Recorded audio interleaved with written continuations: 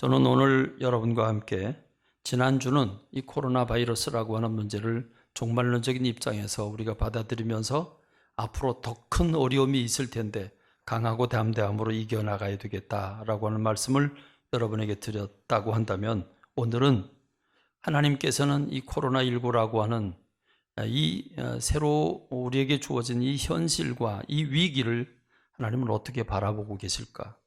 우리는 이 위기 속에서 신앙적으로 어떻게 이 위기를 신앙적으로 헤쳐나가야 할 것인가 하는 부분을 저와 여러분이 함께 고민하며 말씀 안에서 답을 찾기를 원합니다.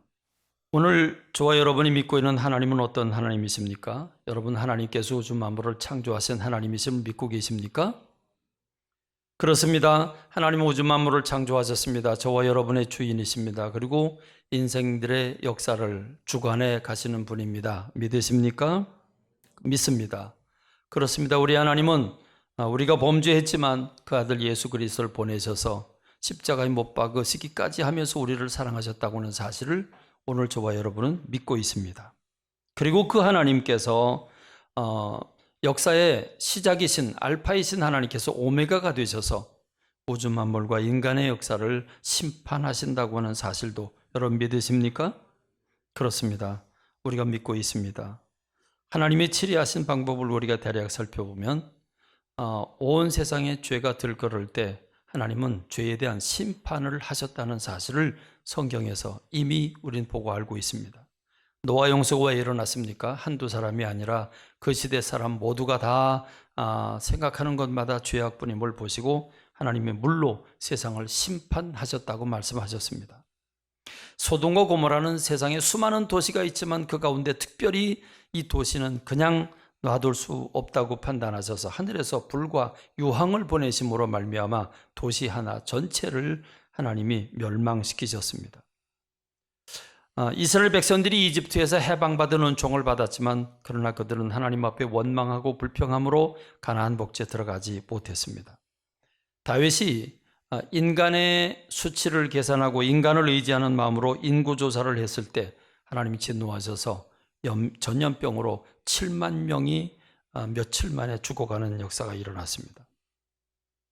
신약 성경에는 헤롯 왕이 하나님께 영광을 돌리지 않았기 때문에 충이 먹어 죽었다, 이렇게 성경은 우리에게 소개하고 있습니다. 그 충이 먹어 죽었다는 말을 우리말로 표현한다면 바이러스에 걸렸든지 아니면 암에 걸렸든지가 될 것입니다. 이런 사례를 보면 하나님은 그 시대마다 분명히 죄에 대해서 개입하시고 죄에 대한 심판을 행하시는 하나님이라고 하는 사실을 분명히 우리가 발견할 수 있습니다. 그런데 누가복음 13장 1절로 5절의 말씀을 보면 모든 재앙이 있는 곳에는 다 하나님의 심판이 있는 것일까? 모든 재앙이 있는 곳에는 죄가 있기 때문에 죄에 대한 심판을 내리신 것일까? 쓰나미가 있거나 지진이 있거나 해일이 있거나 이런 일이 있는 곳에는 그 도시가 멸망을 당할 그런 죄가 있기 때문에 그런 것일까? 누가복음 13장에 보면 빌라도가 갈릴리 사람들을 잡아다가 죽여서 그 피를 제물 위에 같이 섞어 뿌려버렸습니다. 이거를 얘기하면서 예수님께 물어봤을 때 예수님이 이렇게 대답을 하시죠. 너희는 이 갈릴리 사람들이 이같이 해를 받음으로 다른 모든 갈릴리 사람보다 죄가 더 있는 줄 아느냐? 예수님의 답변은 간단했습니다. 아니다 였습니다. 그런가 하면 4절로 5절의 말씀을 보면 실로암에서 망대가 무너져서 탑이 무너져서 18명이 깔려 죽었는데, 그러면 그 사람들은 예루살렘이 거한 다른 사람들보다도 죄가 더 많아서 그 망대에 깔려 죽었냐? 예수님의 답변은 아주 간단했습니다. 아니다 였습니다. 그렇습니다. 모든 재앙이 다 하나님의 심판, 하나님의 개입은 아닙니다. 그러면 여러분, 오늘 우리는 이 코로나19라고 하는 이 비상사태를 어떻게 받아들여야 될까요? 중국의 종교정책이 우한이라고 하는 도시에 잘못 시범도시를 세우고 그래서 잘못된 정책의 심판을 내리신 것일까요?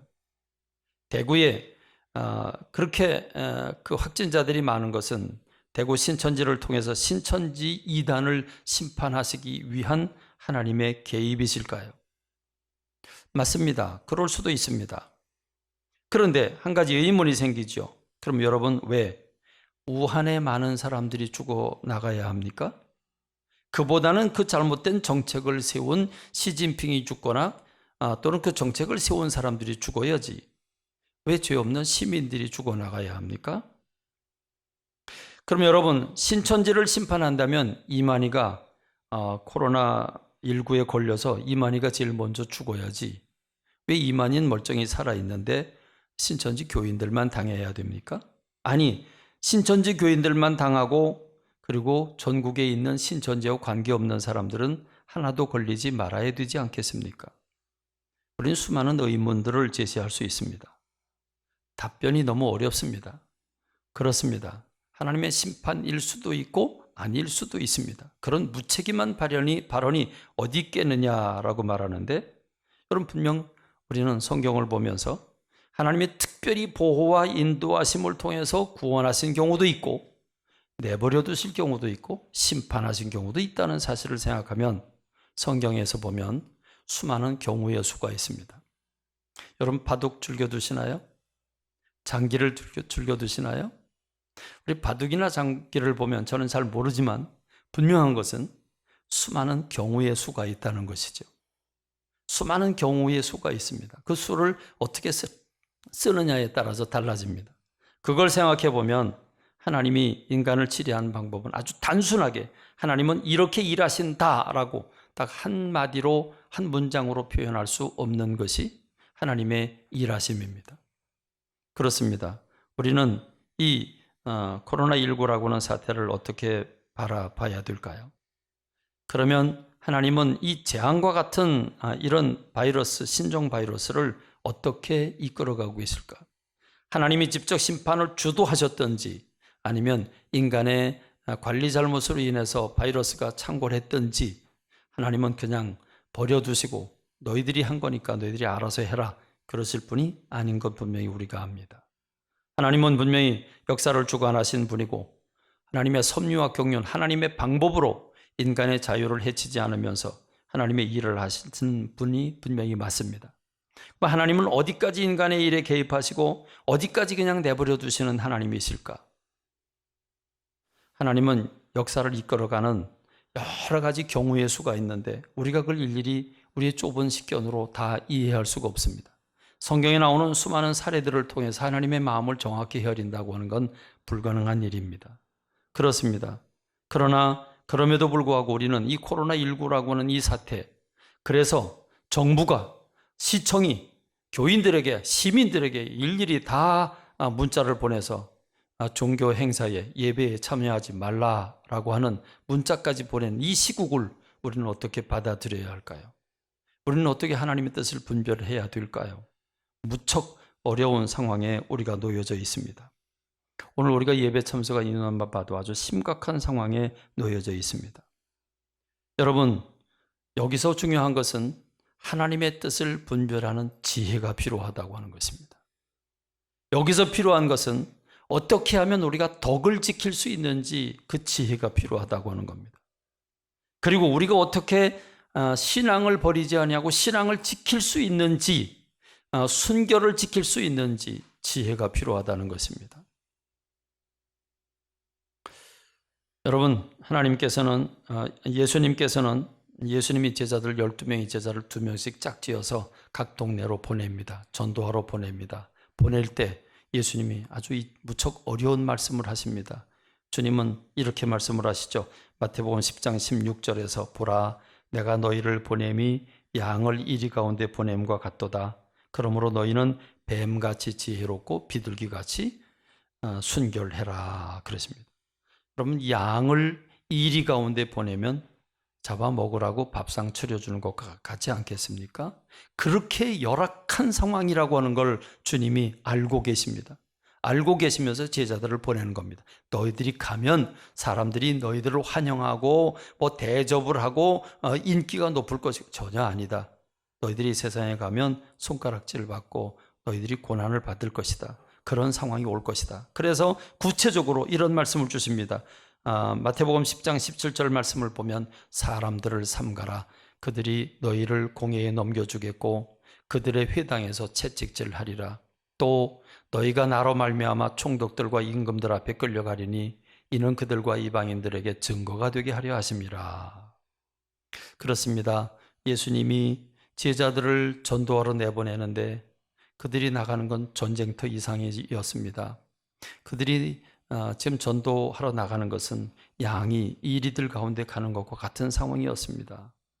그렇습니다. 앞으로 우리가 살아가는 세상이 이렇게 될 겁니다. 이미 이러한 환경은 시작이 됐습니다. 이번 이 신천지 교회 사건은 신천지로 말미암아 교회가 정부가 통제할 수 있는 기회를 얻게 하는 아주 참 중차대한 위기가 교회 안에 몰려오게 됐습니다. 이제는 조금만 어려운 상황이 오면 교회 예배를 중지해라는 명령을 국가가 내릴 수 있는 기회를 열어줬다고 하는 점에서 아주 심각한 상황을 교회가 맞닥뜨리게 됐습니다. 그렇습니다. 저는 오늘 참 어려운 설교를 여러분들에게 하고 있습니다. 이 설교가 세상 사람들이 보면 몰매를 던질 수밖에 없는 그런 설교가 될 수 있다고 하는 것과 오늘 빠진 분들에게는 또 제가 공격의 대상이 될 수도 있는 그런 메시지라고 하는 걸 저도 알고 있습니다.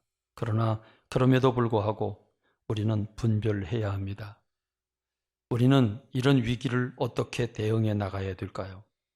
정부가 종교 행사라고 그래서 많은 사람이 모이면 감염이 확산될 수 있으니까 중지하라고 하는 그 말에 순종해야 될까요? 우리는 어느 뜻에서 순종해야 될까요? 정부를 넘어서는 왕을 넘어서는 하나님의 명령에 순종해야 될까요? 우린 세상 정부에 순종을 해야 될까요? 우린 세상 정부에 속한 사람들인데 세상을 떠날 수도 없고 그렇다고 세상을 뛰어넘는 하나님의 천국 시민인데 하나님의 말씀을 받아들여야 되고 그럼 이 두 가지가 충돌될 때는 우리는 어떻게 해야 될까요? 우린 지난 시대를 보면 적어도 교회의 본질, 예수님을 믿는 사람들의 본질인 예배를 위해서는 생명을 걸었다는 사실을 기억해야 합니다. 초대교회가 네로가 예수님 믿는 사람들을 잡아 죽이기 위해서 혈안을 다 뿌리면서 별 핍박을 다해도 기독교인들은 원형극장에서 사자의 밥이 되고 짐승의 밥이 되면서도 그들은 예배를 포기하지 않았습니다. 지하 땅 속에 있는 무덤 속에 들어가 찬송도 못 부르고 박수도 치지 못하고 그저 손과 손을 부딪히면서 그들은 신앙을 고백하며 예배를 지켜왔습니다. 1년, 2년이 아닙니다. 300년을 지켰습니다. 그리고 마침내 태양이 떠오르고 그들은 지상에 올라와 중세교회를 이끌었습니다. 일제시대는 어떻게 예배를 드렸습니까? 순사들이 예배를 지키고 있었습니다. 설교를 조금만 잘못해도 끌어다가 목사들을 패는 그런 일들이 일제시대에 비일비재했습니다. 6.25 전쟁이 일어났을 때는 어떻게 했습니까? 전쟁이 일어났습니다. 포탄이 사방으로 떨어져도 목회자들은 강단을 지킨다고 엎드려 지키다가 공산당에 의해서 총살을 당한 사람의 숫자가 한둘이 아닙니다. 여러분, 그런가 하면 어떤 목사님들은 교인들과 함께 피난을 하면서 포탄이 떨어져도 그들은 죽음을 각오하고 예배만은 놓치지 않았습니다. 어디를 가더라도 그들은 예배의 손길을 놓지 않았습니다. 그들은 예배를 생명처럼 붙잡고 존중했습니다. 그렇습니다. 교회의 본질이고 신앙의 본질이기 때문에 그렇습니다. 여러분, 만일 우리가 이런 점을 생각해 본다면 만일 우리가 죽음이 두려워서 감염이 두려워서 예배를 중지한다면 이건 신앙인으로서 택할 부분은 아닙니다. 분명히 아닙니다. 그러나 다만 우리 교회 안에 확진자가 생겨서 그 확진자로 말미암아 여러 사람이 감염될 위기에 놓이게 된다면 이것은 예배란 하나님께 영광 돌려드리는 행위인데 오히려 확진자가 여러 명이 생김으로 말미암아 온 나라에 누를 끼치게 된다면 하나님께 영광을 더 크게 가리게 되는 일이 될 것이기 때문에 이 부분은 심각하게 고려해 봐야 될 것입니다. 그런 점에서 저는 이미 명성교회나 소망교회 또는 확진자가 없음에도 불구하고 여의도 순복음교회 같은 경우는 예배를 영상 예배로 돌렸습니다. 저는 그분들을 욕하고 싶지 않습니다. 그분들이 잘못된 결정을 내렸다고 말하는 게 아닙니다. 우리가 똑같은 우리 교회 안에 확진자가 생겼다면 우리도 굉장히 고민하고 어떻게 해야 될지를 우리는 연구해야 할 것입니다.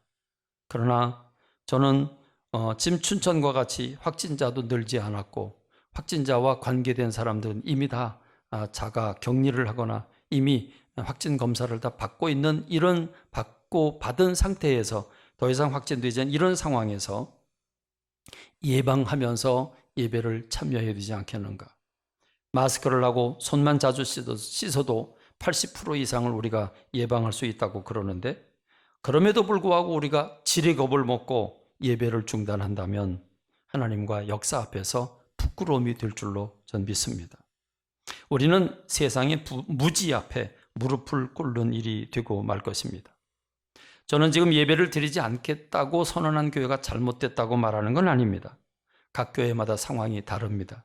그렇기 때문에 어느 것이 영광을 더 많이 주님 앞에 돌리게 되고 영광을 가리게 될 것을 생각하면서 결정하는 건 아주 중요한 부분입니다. 그러나 카톨릭처럼 전국에 있는 모든 교회가 다 예배를 중단해라 라고 지도자가 명령을 내린 그건 분명 잘못된 것이고, 시청이나 국가에서 예배를 드리지 말라고 문자 메시지를 보낸 건 분명 헌법을 위반한 것이고 신앙의 자유를 위반한 것입니다. 잘못된 것입니다. 그렇습니다. 저는 오늘 우리가 조심해야 될 것은 예배를 드리느냐 안 드리냐가 문제가 아니라 막연한 감염에 대한 두려움을 떨쳐버리자는 것입니다. 그렇습니다. 오늘 우리는 세상 정부와 또는 하나님과의 관계 속에서 틈바구니에서 어떻게 해야 될지 지혜를 찾아야 하고 성령의 인도를 받아야 하는 시점에 놓여져 있습니다. 우린 비둘기같이 순수하고 뱀같이 지혜로워야 한다는 사실을 저와 여러분들이 받아들여야 되는 줄로 믿습니다. 경우에 따라서는 여호사밧처럼 하나님이 어떤 상황에 놓여져 특별하게 보호하실 수도 있습니다. 그러나 하나님이 이미 그를 심판하시로 작정하셨다면 어떤 수단과 방법을 쓰더라도 아하방처럼 그는 벌을 받을 것입니다. 그러나 하나님의 보호가 있어도 하나님의 뜻을 분별하지 못하고 잘못된 선택을 하게 된다면 요새와 같은 결과를 낳을 수도 있다는 사실입니다. 앞으로 우리가 사는 시대는 점점 더 힘든 상황이 도래될 것입니다. 이제 시작일 뿐입니다. 우리는 그때마다 교회가 요동을 쳐서 해야 되겠습니까? 이제 우리는 순교적인 신앙이 점차 요구되는 때를 맞이했다고는 사실을 생각하면서 마음이 무겁지만 그러나 그럼에도 불구하고 하나님 뜻이 어디 있는가, 우리 예배를 포기할 만큼 중대한 상황인가를 생각해야 되는 줄로 믿습니다. 그렇습니다. 저는 오늘 우리 현재 춘천의 상황이라면 예배를 드려야 된다고 믿습니다. 그러나 하나님의 영광을 가리우지 않기 위해서 일반적인 활동과 모임은 최대한 절제를 해야 될 것입니다. 그래서 우리는 성가대는 마스크를 쓰고 연습할 수도 없고 좁은 공간에서 찬양을 오랫동안 해야 되기 때문에 거기에는 감염될 수 있는, 또 퍼뜨릴 수 있는 결정적인 요소가 되니까 성가대는 잠정적으로 중단을 했습니다. 그리고 점심을 먹으면서 점심 식사 가운데 또 밀접한 관계를 이루어야 되기 때문에 우리가 점심 식사도 우리가 일단 중단을 했습니다. 그러다 보니까 오후 예배까지도 우리가 중단을 해야 했고, 또 각종 모임, 전도나 목장 예배나 심야 기도도 잠시 중단을 했습니다. 그러나 그럼에도 불구하고 우리는 신앙의 본질인 주일 낮 예배만큼은 꼭 붙잡아야 되는 줄로 믿습니다. 우리가 수요일 예배도 그렇습니다. 우리가 수백 년간, 수천 년간 지내온 이 예배를 우리가 하나님 앞에서 이 예배의 본질, 신앙의 본질을 놓을 수는 없습니다. 다만 최소한의 예방을 하고 방역도 자주 하고 마스크도 쓰고 손 소독제도 사용을 하면서 우린 물도 자주 마시면서 최대한 예방을 하고, 그러나 그럼에도 불구하고 우리가 예배는 붙잡아야 되는 줄로 믿습니다. 저는 우리의 자녀들에게 무슨 일이 있어도, 아니 목숨을 잃는 한이 있어도 예배는 드리는 것이라고 가르쳐야 된다. 전 그렇게 믿습니다. 무엇이든지 부모의 삶을 보고 배운 아이들이 위험하다고 너는 집에 있으라고 한다면 여러분 그 아이들이 무엇을 보고 배우겠습니까?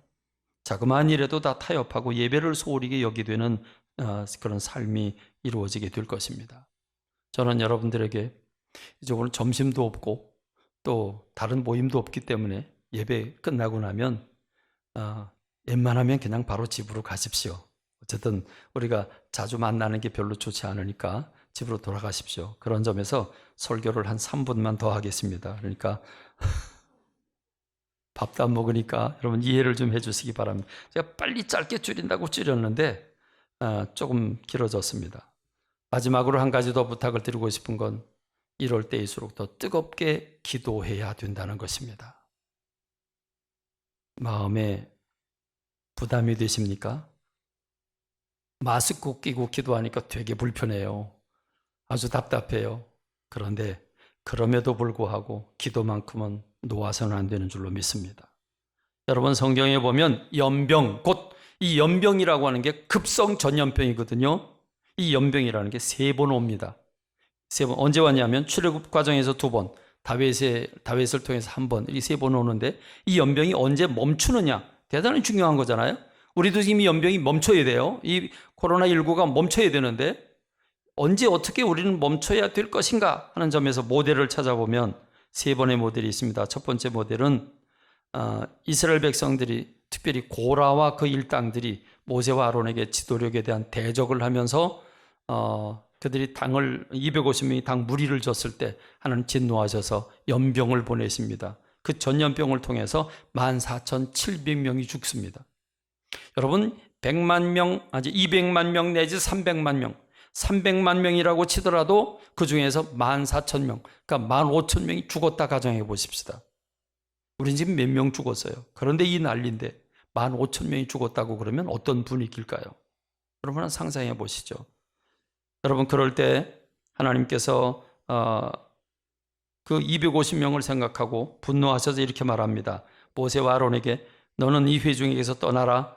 내가 순식간에 그들을 멸하려 한다 라고 말씀하십니다. 그때 모세가 엎드려서 아론에게 급히 얘기를 합니다. 너는 빨리 가서, 당신은 빨리 가서 향로를 가져다가 불을 피워서 이 진노가 있는 이 회중들 가운데서 속죄 예배를 드려라 그럽니다. 그래서 아론이 빨리 제단에 불을 취에다가 향로에 불을 담아서 백성들 가운데 가서 향을 피우면 속죄 예배를 드릴 때에 연병이 멈췄다 이렇게 말씀하고 있습니다.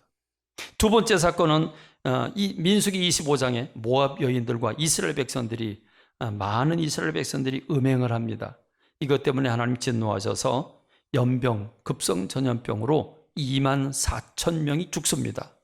그럴 때에 비느하스라고 하는 사람이 보고 가서 창을 들고 그 두 사람이 하나가 되어 있을 때 창을 찔러 죽입니다. 그럴 때 그 연병이 이스라엘 자손에게서 그쳤더라 이렇게 말합니다. 그 죄의 근원을 찾아서 처단할 때 그때 연병이 그쳤다고 말해줍니다. 세 번째 연병은 다윗이 하나님을 의지하지 아니하고 군대 숫자를 의지하기 위해서 인구조사를 했을 때 연병이 찾아와 7만 명이 죽습니다. 며칠 만에 7만 명이 죽어나갑니다. 우리가 종합을 해보면 아론이 제단에 불을 가져다가 속죄 예배를 드릴 때에 범죄자를 찾아서 처단할 때에 그리고 예배드리며 기도할 때에 그 연병들이 멈춰졌다고 하는 사실을 우리가 발견하면서 오늘 우리는 이 코로나19라고 하는 사태 앞에서 어떻게 해야 되겠습니까? 우린 기도만큼은 중지해서는 안 되는 줄로 믿습니다. 모이는 게 위험하고 감염의 위험도가 높은 거 압니다. 그럼에도 불구하고 더 중요한 것은 하나님이 이 일에 개입하셔서 우리의 기도를 들으시고 중단시키실 때 우리 민족이 다시 회복되게 될 줄로 믿습니다. 이게 우리의 신앙 아니겠습니까? 그러므로 우리는 기도해야 합니다. 우리는 코로나19를 물리치기 위해서도 기도해야 되지만 우리 거두리 비전을 위해서도 기도해야 되는 줄로 믿습니다. 그러면 여러분에게 새벽 기도를 부탁드리고 중보 기도를 결심한 분들이 그 결심을 흐트러지지 않도록 부탁드리겠습니다. 그래서 중보 기도하는 이들이 생명 걸고 기도하는 그 기도로 우리가 하나님 손에 붙들려 거두리 비전을 손이 움켜쥐는 역사가 있기를 간절히 소원합니다. 이 일에 우리 온 교우들이 반응해 주시고 참여해 주시고 하나님 나라를 향해서 함께 달려가는 저와 여러분이 되기를 주님의 이름으로 축원합니다.